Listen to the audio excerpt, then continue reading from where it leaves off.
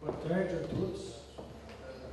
Em primeiro lugar, queria agradecer a Fundacentro pelo convite, né? E também parabenizar a Fundacentro pelos 50 anos, né? Que é o motivo dessa revisão. E que para mim foi uma honra, né? Estar participando desse processo, né? Lembrando que esse trabalho realmente foi um trabalho que teve a participação do Sindicato dos Trabalhadores, da minha colega Milene, né? A indústria também sempre foi aberta para a gente fazer um trabalho conjunto, né? E se não fosse a Fundacentro, seria muito difícil ter desenvolvido esse trabalho. Porque, basicamente, conforme a Milene já colocou aqui, existia uma cultura da indústria de calçado de Birigui, importar tecnologias do Rio Grande do Sul. Então era mais ou menos assim, lá estão fazendo isso, aqui nós vamos fazer isso. Lá tem esteira, nós vamos pôr esteira aqui. Lá tem máquina de pés-ponto em pé, então nós vamos pôr máquina de pés-ponto em pé. Então era isso, era uma cópia. Porque o Sul era um polo mais reconhecido, mais moderno, mais atualizado, e eles simplesmente copiavam, né? E eu cheguei em Birigui para fiscalização. Eu tinha um amigo em Campinas, eu trabalhei em Campinas, que é o Dr. João Batista Mâncio. Muita gente conhece, né? Um grande colega, né? E ele me ensinou a trabalhar mais assim, politizado, né? Com os sindicatos, né? E eu cheguei em Birigui, né, em Araçatuba, eu sou original de Araçatuba, nasci em Araçatuba, morei em Campinas muitos anos, né, depois voltei para Araçatuba. E aí me falaram, você vai ficar em Birigui, você vai fazer um trabalho em Birigui.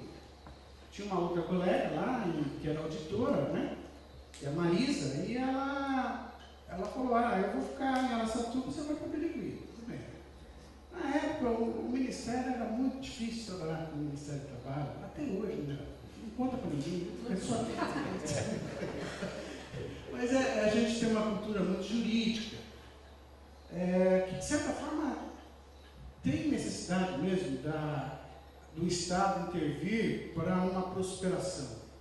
Mas não precisa ser necessariamente no modelo punitivo, né? E eu nunca fui identificado com esse modelo punitivo, violento. Eu sou mais para bobo, mais para ser enrolado do que para cometer uma injustiça e deixar alguém multado, magoado, ou fazer um trabalho, sabe? Eu não tenho muita identidade com a minha profissão, que é auditor fiscal do trabalho. Então, eu sempre procurei trabalhar sem essa violência, que eu acho o modelo jurídico um pouco violento, né? Hoje, né, eu já desenvolvi vamos dizer assim, uma referência, experiência, né? Eu trabalho pessoal, né? Isso é uma técnica pessoal minha, né? Eu trabalho no verde, amarelo e vermelho. Verde, a empresa que está prosperando, a empresa que está andando bem, mesmo que tenha alguma coisa que esteja irregular, você não vai ficar lá pegando o pé por causa de uma coisinha idiota, sendo que ela investiu e prosperou sozinha, né? Amarelo, uma empresa que está merecendo uma intervenção, mas também você não precisa atacar item por item e encher ela de autoinfração, né?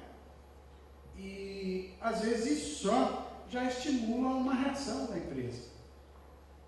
Porque muitas vezes o auto de infração não é pelo valor, estava falando baixo, vocês não estão ouvindo? Não é pelo valor, às vezes, é pela mágoa do auto de infração, né? Às vezes a pessoa fica magoada com a multa, né? Porque é uma coisa chata mesmo, né? Uma multa, né? Ninguém gosta de multa, né?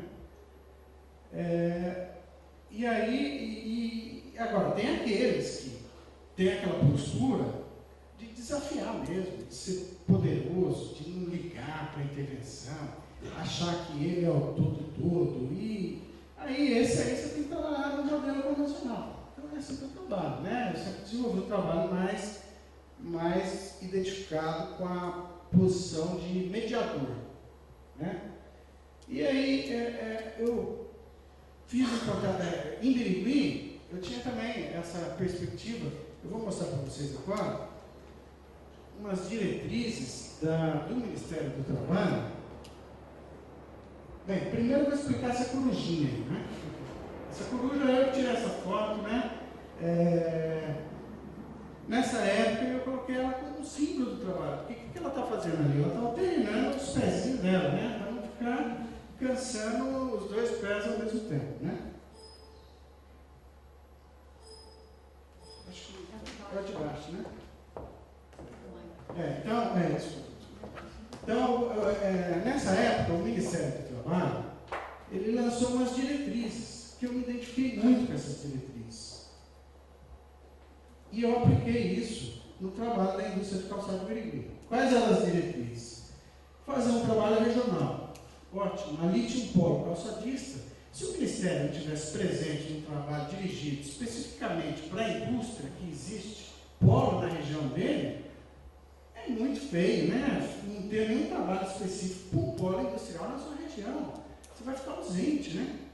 Então, perfeito, né? Setorial, né? No caso, a indústria de calçado, né? Um trabalho participativo. Isso tudo não é ideia minha, viu, pessoal? É diretriz do Ministério do Trabalho, tá? Descentralizador, tripartite, permanente, continuado, no cenário global. É um item que eu acho importante também, porque não adianta você aplicar a sua Bíblia, você andar com a sua Bíblia debaixo do braço e olhar de forma estreita as condições que estão erradas e que estão certas. Você tem que olhar a conjuntura total, da limitação daquele empregador, né? Das condições precárias que existem. Você tem que fazer um trabalho muito personalizado. Para cada tipo de fiscalização, você vai com uma equação, né? Com uma tentativa de solução. Desculpa. Bem, soluções concretas, né? Social, né? De certa forma, nosso trabalho é social, né?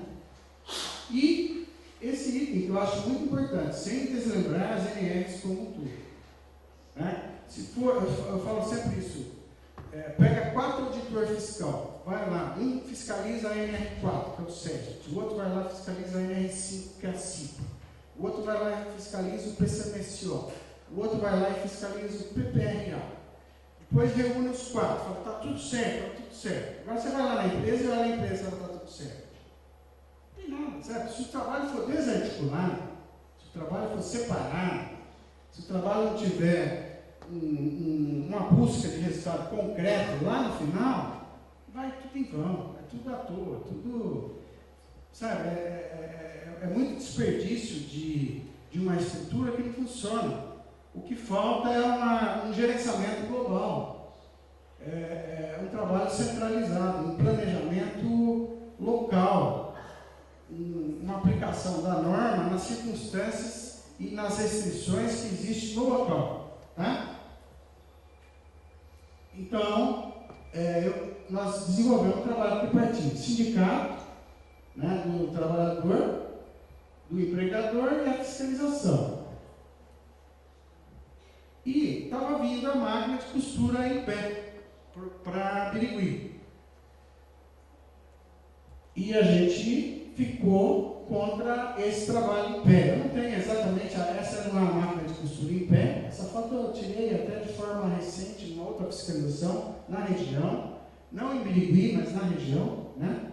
A gente não encontra essas situações assim. Você vê que a pessoa está procurando apoiar o pé, igual você já mostrou, a Mirelle mostrou também, né? E a gente estava contra o trabalho em pé. E isso estava tranquilo para mim, porque a norma fala, está parado, igual vocês todos aqui, estão parados. Se vocês estivessem todos parados em pé, vocês estariam cansados, precisando da cadeira. Quanto mais a trabalhadora usar uma máquina de costura em pé o dia inteiro. De onde tirar essa ideia, né? Isso era um absurdo. Agora, o que aconteceu? A Milene me chamou, né? Falou, seu Roberto, queria que o senhor visse um negócio. Aí eu fui lá na empresa, não vou nem falar o nome da empresa, que é uma empresa muito boa, né? Eles estavam testando a máquina de costura em pé, como uma novidade técnica que viria, então, do Rio Grande do Sul, para entrar em Birigui. E aí eu vi que estava contra a norma. Eu falei, não, essa máquina não pode entrar. Né? A gente promoveu uma reunião com os empresários e eu apresentei para eles as condições das cadeiras, igual o Serrano mostrou, aquelas cadeiras que eles tinham, cadeira de madeira, né? Cadeira lata, em cima de banquinho, tinha tudo lá, né? E todas as trabalhadoras levavam as almofadas da casa dela. O Fernando falou a maioria, não, é 100%, você não vê uma cadeira sem almofada, todas as trabalhadoras levavam a almofada da casa dela. Mas a norma, não, a NR17 não pega a almofada. Então eu falei, como é que eu vou sair dessa? A NR17 não pega a almofada. Né? Agora, a máquina em pé, ela tinha norma a meu favor. Só que a almofada que eu queria na cadeira estava contrária à norma. E qual que é a melhor solução? Você ser razoável. Né? Então, uma hora que você está com a faca e o queijo na mão, você faz um trabalho negociado. Né? E na hora que você precisa, a negociação, principalmente o laudo da Fundacentro, se não fosse o laudo da Fundacentro, jamais nós conseguiríamos ter conquistado a espuma, que hoje está na NR12. Isso porque o sindicato expandiu o trabalho, foram até o ministro e pediram para pôr o laudo na cadeira, e eles no final puseram pelo menos a espuma na NR12. A NR12, que é de máquinas, ela fala de ergonomia e fala de assentos com espuma, que veio do nosso trabalho. Né? Muito bacana o trabalho, porque o que elas queriam era espuma, e não tinha norma. E o que os empresários estavam querendo, que era trazer a máquina de pé, não podia. O que nós fizemos? Nós fizemos uma reunião com todos os empresários, um trabalho articulado, juntando todo mundo e falando, essa máquina não vai entrar em Birigui. Tinha alguns que relutaram, a gente fiscalizou, ameaçou até interditar, mas não teve problema nenhum, não. Acabamos conseguindo evitar e não deixamos a máquina de costura em pé entrar em Birigui. Se não fosse a Milene me chamar e falar, tá certo isso? Na época ela nem conhecia a NR17 de jeito, né, Milene? Ela perguntou, tá certo? Eu fui lá e vi que estava errado. Só que se eu estivesse fazendo um trabalho isolado de fiscalização, desarticulado dos sindicatos, a gente não teria conseguido evitar tudo isso, né? Então, realmente foi um trabalho bacana que juntou os sindicatos, juntou a fiscalização, principalmente o Serrano, que fez também o laudo, né? Porque eu queria a espuma, mas chegou um rapaz no meu plantão com uma cadeira, igual a Milene falou, jogou a cadeira lá e falou assim, doutor, é essa que o senhor quer? Aí eu vi que eu não sabia nem o que eu queria. Sabe? Eu não entendia. Eu vi que eu não entendia no assunto que eu queria. Eu queria a almofada, mas eu não sabia como que deveria ser essa almofada. Aí eu me recorri, o quê? Eu vim correndo aqui no Ministério do Trabalho, falei na época com a Lourdes Moura, né? Ela falou, não tem na norma, não vai mexer com isso, que além da norma, nós falamos aqui e tal. Né? Aí eu encontrei a doutora Alice, que me indicou o Serrano. Eu vim até a Fundação, conheci o Serrano, apresentei, levei o Serrano para Birigui, apresentei para a Milene, para o Sindicato da Indústria, e aí pronto. Eles fizeram o laudo e a gente ficou resguardado. Quem faz o laudo não é a Fundação, quem faz o laudo é a empresa. Alguém poderia, naquela época, me contestar e falar, como que você está pedindo? Eu não vou aceitar o laudo da Fundação. Mas por que ninguém me contestou contra o laudo que era da Fundação e não era da empresa? Porque tinha força conjunta. Estavam os dois sindicatos juntos. Se não tivesse os dois sindicatos juntos, eu não teria conseguido. Alguém teria me pegado e me desarmado nisso. Porque o que a gente queria era a espuma que a trabalhadora mostrava, 100% que queria. Mas como que nós iríamos conseguir isso? Né? Eu lembro direitinho. Eu falei para o Serrano, eu quero a cadeira com espuma. Você vai pôr, não, né? Eu falei, lógico que eu vou pôr muito mais coisa que só isso. Né? porque eu não entendia nada, eu não sabia nem o que era espuma laminada, espuma injetada, não sabia de densidade na época, né? Então ele fez o laudo e graças a esse trabalho comum a gente desenvolveu, né? Mais 4 minutos. Tá. Eu vou passar rapidinho para vocês, né? Aqui uma cadeira sem espuma, né? Que eu fotografei, né? Então é isso que eu estou falando, ó, não regulamentado. Aí eu trabalhei na política de ser razoável. Aquilo que eu tinha a meu favor, eu fui leve. E naquilo que eu não tinha a meu favor, eu pedi para colegas me ajudarem, né? Aí entrou a Fundacentro. O trabalho então é sindicato do empregador, sindicato do trabalhador, fiscalização e Fundacentro, Ministério do Trabalho, fiscalização e Fundacentro, tá?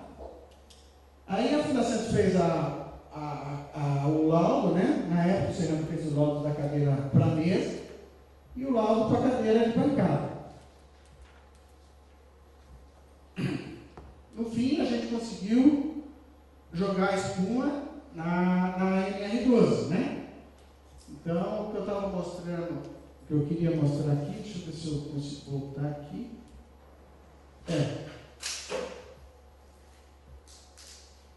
O que eu queria mostrar é isso, né? Que a gente fez uma expansão, a gente tinha o fundamento técnico do Serrano, mas não tinha legalidade, né? E a gente juntou e expandiu a técnica, né? Tá? Com esse item 1297 que entrou na NR12. Aqui são outros trabalhos também, né, de proteção de máquina, que eu já é do sindicato metalúrgico, né? E hoje a NR12, ela fala do anexo 8, 9 e 10. Anexo 8 é de prensas, né? Metalúrgica. 9 é de injetores, que o sindicato dos químicos que começou com esse trabalho, que no fim virou norma hoje da NR12. Se existe proteção de injetora na NR12, começou lá no sindicato dos químicos. É um trabalho que a gente já admirava, né? E que teve a participação também, então, do trabalhador representado pelo sindicato. Aqui são dispositivos de segurança, né? Que esses trabalhos jogavam, né? Monitorados por relé de segurança. Na época a gente também, a NR12, hoje era muito melhor que naquela época, era muito ruim, né? Aqui eu estou mostrando uma diferença uma prensa, que é uma prensa hidráulica, que ela tem o comando dela monitorado. Mas se você olhar um balancinho, esse é um balancinho ponte, ele é hidráulico também, mas ele não tem a válvula monitorada, né? Então, era difícil para a gente fiscalizar. O balancinho é uma prensa hidráulica também? É uma prensa hidráulica, mas hoje já existe o anexo do calçado que fala que ele é um balancinho, não é uma prensa hidráulica, você não pode tratar a mesma coisa. E aí eu fiquei pensando, mas por que a válvula não está aí para dar segurança de repente não falhar e descer? Porque tem o bimanual, né? O bimanual. E essa ferramenta, na hora que ele abaixa, desce, sai, ele não entra com a mão embaixo da peça, tá? Aqui, igual a Milene falou, né? Do jeito que eu fiz a corujinha lá, né? Com um pezinho só, essa foto também eu peguei já de uma colega que me passou na internet, né? Você vê que os quero-quero aí estão tudo na sombra, né? Então, eles estão fazendo a mesma coisa, eles estão buscando o ajuste deles, né? Foi isso que nós fizemos na indústria de calçado também. Nós regulamentamos no PPRA da Convenção Coletiva, né? O climatizador como alternativa, não é obrigado, não posso chegar na empresa e falar, eu quero climatizador, não posso. Ele pode se valer de outras situações e não colocar o climatizador, mas a gente tenta, né? Joga todo mundo no mesmo time e a gente tenta melhorar. O que vai melhorar mesmo é isolar a propagação do calor pelos telhados em cabo e colocar climatizador para melhorar o ambiente. Hoje já existe com uma situação de conforto térmico, que é um dos maiores problemas que nós temos na região, já melhorando. Tá? Bem, fundamento legal, né? A gente foi além da lei, dentro do direito da relação do trabalho e razoável. Esse foi o fundamento que a gente trabalhou. Aquilo que eu falei, a NR7, a 5, a 4, a 9, essas NRs são NRs somente componentes de um conjunto mais amplo da iniciativa da empresa para a integridade da saúde do trabalhador. Então, as NRs, de fato, elas são assim. Aqui existe o ambiente, aqui existem as NRs aplicadas diretamente no ambiente e as NRs administrativas, que é NR5, 4, 7, 9, são programas que devem interligar, né, e melhorar o ambiente do trabalho. Tá? Essas NRs administrativas, elas têm que aplicar a melhoria das condições do ambiente de trabalho. A lógica do nosso trabalho, qual que é? Foi outro trabalho também que eu coloquei aí para a gente. Tem os riscos ambientais, né? Mas na conjuntura ampla, existe o risco do ambiente. A gente incluiu na nossa NR9 aumentada as instalações sanitárias como o risco marrom, só para efeitos administrativos. E colocamos o ambiente acidente e o ambiente de ergonomia. E o ambiente de gestão SST. Adianta ter NR5, 4, 7, 9, se elas juntas não estiverem fazendo nada? Não, né? Aqui eu estou explicando o aumento da NR, né? E a lógica do trabalho, né? É essa. Aqui eu estou colocando como NR12, mas a lógica do nosso trabalho é essa. Sem a bola branca, a gente, no brilhar, né? A gente não faz encaçapa as outras situações. Então nós fizemos a NR9 e a piada. Aqui é a parte original, né? E aqui ela total, né? Aqui é a parte aumentada e aqui é a parte original. Eu vou passar bem rápido para vocês, por causa do tempo, né? Quanto tempo falta aí os dois? Já esgotou. Esgotou? Desculpa. Vou terminar logo aqui, tá? A gente colocou a parte original, né? E lá o ambiente de gestão para cobrar esse trabalho articulado. A gente colocou o ambiente de acidente já nas situações que existe de fato. Por exemplo, existe caldeira na indústria de calçado? Não existe. Então, vamos falar em empresa? Vamos falar em várias expressões, só é pronto. Né? Acidente de NR12, a gente já colocou as máquinas que de fato existem lá para a gente trabalhar, para fazer a segurança delas. Né? E a parte de ergonomia, né? Que os assentos, né? Que foi de onde a gente fez esse trabalho tripartite, né? E a parte ambiental, original, a gente colocou algumas prioridades, mas o que existir também da parte original, a gente jogou também na parte ambiental. Tá? Bem, vamos lá rapidinho aqui. Essas são as NRs aplicadas diretamente no ambiente de trabalho. Então funciona assim. Isso que eu estou querendo mostrar. Ó, funciona sozinho. Ó, sozinho. Aí aparece a fiscalização. A fiscalização vai embora, continua funcionando sozinho. Esse é o jeito que a gente trabalha aqui. Eu defendo, que a gente tenta brigar, né? As NRs são assim. Na verdade, é um sistema de NR, tá? Tinha mais coisa aí que eu iria passar para vocês, que a decisão normativa da NR12, que aumentou, que chegou na mesma lógica que a gente fez o PPRA aumentado para trabalhar no cronograma de prazos maiores do que o tempo da fiscalização. Ocorre muito o seguinte no Ministério do Trabalho, na Segurança e Medicina do Trabalho, né?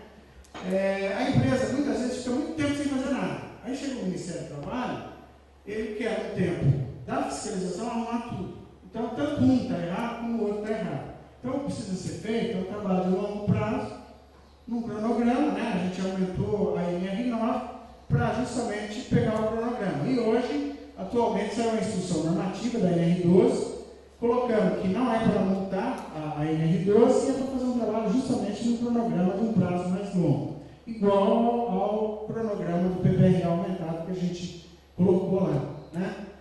E também, outro detalhe interessante é que a NR12, muito embora ela seja da marca, ela fala em ergonomia, inclusive regulamento da espuma do nosso trabalho, né? Fala em ambiental, e não fala só de acidente, né? Ela é ampla também. Então, o modelo do nosso trabalho que eu tento desenvolver lá, junto com os colegas da iniciativa privada, da indústria, do sindicato, é esse, é um trabalho de parceria, tentando melhorar num prazo, vamos dizer assim, possível, né? Da restrição daquela exata fiscalização, para tentar fazer alguma melhoria, tá? Muito obrigado, colegas. Mais uma vez, eu agradeço o convite e parabenizo a Fundacentro, que me ajudou muito, viu, Serrano? Um grande colega, fez um grande trabalho. Se não fosse ele, nós não teríamos conseguido o que nós conseguimos. Obrigado, pessoal.